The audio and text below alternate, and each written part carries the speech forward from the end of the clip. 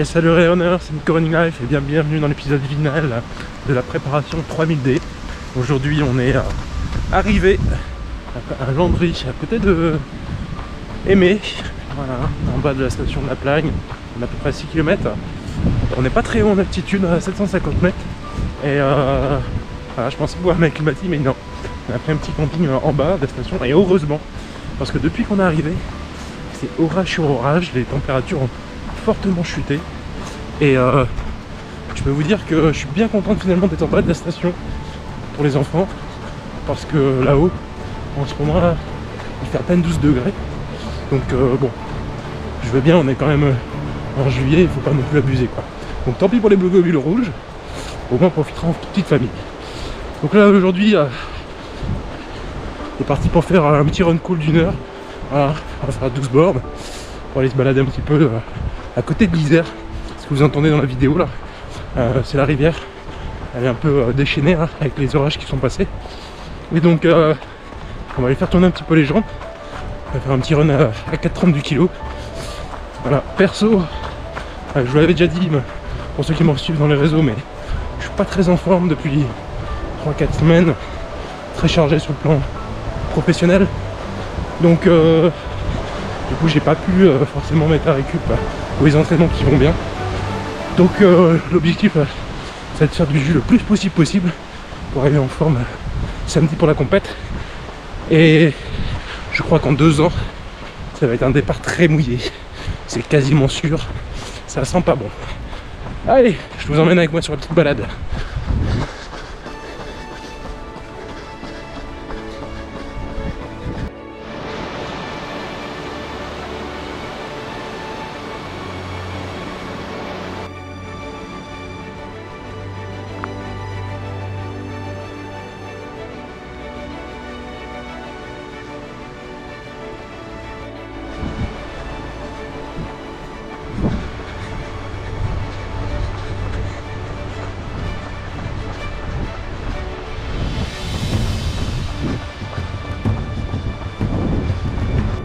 On a reçu un petit message de l'organisation qui dit que les crampons sont pas obligatoires. Donc ça c'est une bonne nouvelle. Ça en a une mauvaise parce que ça veut dire que depuis un moment on prend plus les crampons pour les montées glaciers.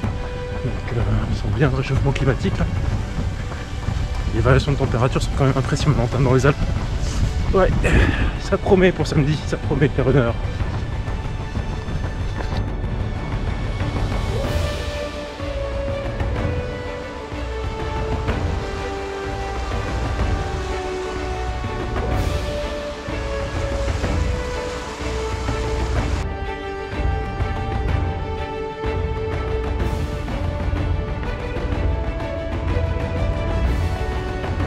Cette piste est agréable, elle est vraiment sympa. Puis là on est à côté d'une base de loisirs. Plutôt chouette.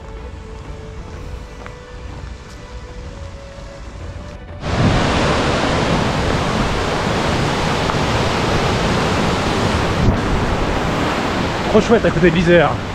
C'est vraiment sympa. Super agréable cette voie cyclable.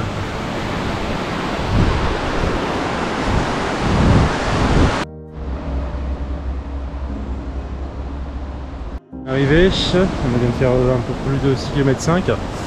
On est à Aimé. Si vous aimez le sport, c'est ici qu'il faut venir. Enfin, ils ont des infrastructures de folie. Là, ils sont en train de s'entraîner à pousser un bobsleigh. C'est vraiment sympa. Enfin, franchement, on voit que tout est destiné vers la nature. Le sport ici, c'est vraiment chouette. Voilà. On n'a pas des infrastructures comme ça dans le nord. Là, ils ont un magnifique stade. Ils ont des bases de loisirs vraiment bien équipées. Donc ouais, c'est chouette. C'est vraiment joli, c'est un cadre vraiment sympa, donc profitez-en. Hein. Ceux qui habitent dans le 73, vous reconnaîtrez, profitez de votre bon environnement. Nous, c'est un peu moins dépaysant là-haut. Et c'est pour ça qu'on va courir chez vous.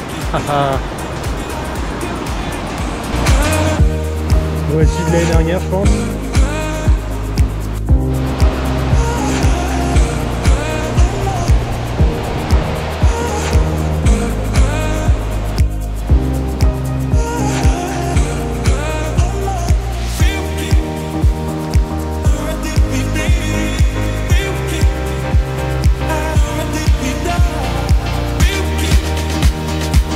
vous êtes donc de plus en plus nombreux là sur la chaîne et je vous en remercie.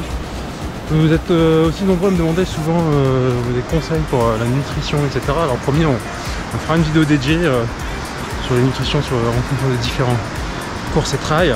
J'essaierai de partager mon expérience qui vaut ce qu'elle vaut parce que moi j'ai bien testé, je me suis bien jambé sur certains trails, donc c'est important. Cet aspect là il joue énormément pour moi. Donc là, croisez les doigts, on va essayer de faire un sans faute.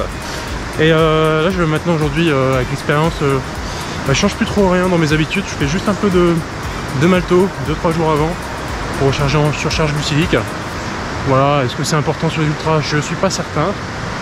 Parce que c'est pas forcément la filière qu'on va utiliser, mais moi j'arrive avec, je le sens, avec des réserves pleines et du coup psychologiquement ça me fait énormément de bien. Donc voilà un petit peu dans mes préparations maintenant sur l'ultra ce que je fais. Avant je faisais un petit peu le régime scandinave, je descendais un peu les surcharges glucidiques et puis j'ai augmenté fortement pour simplement mettre à fond les réserves. Avec l'expérience aujourd'hui, ça je le fais plus, je change plus mes alimentations et mes habitudes. Voilà, et ça marche aussi bien comme ça, mais ça il faut vraiment que vous testiez vous-même, ça viendra avec l'expérience, donc soyez patient, et puis faites-vous plein de tests vous-même, on est tous différents, donc il n'y a pas de raison que vous ne trouviez pas aussi votre propre nutrition. Allez, on continue le petit run.